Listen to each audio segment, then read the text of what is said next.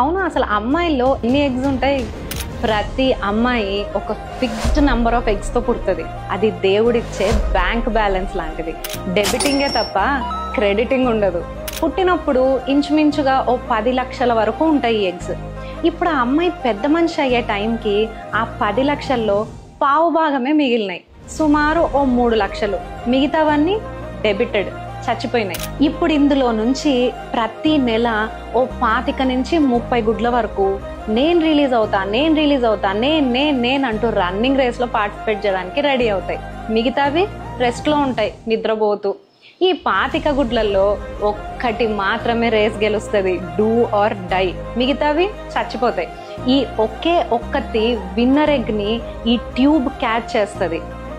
ఈ egg 24 hours మాత్రమే wait చేస్తుంది. ఈలోగా స్పర్మ్ దాన్ని మీట్ అయ్యి బేబీ ఫామ్ అయితే సరే, లేదంటే టైమ్ అప్ అని చెప్పేసి వెళ్ళిపోతుంది. నేను ఇక్కడ బేబీ కోసం ఇల్లంతా తయారు చేస్తే నాకు బేబీ రాలేదు అని అన్నిటినీ బయటికి విసిరేస్తూ గర్భసంచి ఏడుస్తుంది. ఆ ఏడుపే పీరియడ్స్.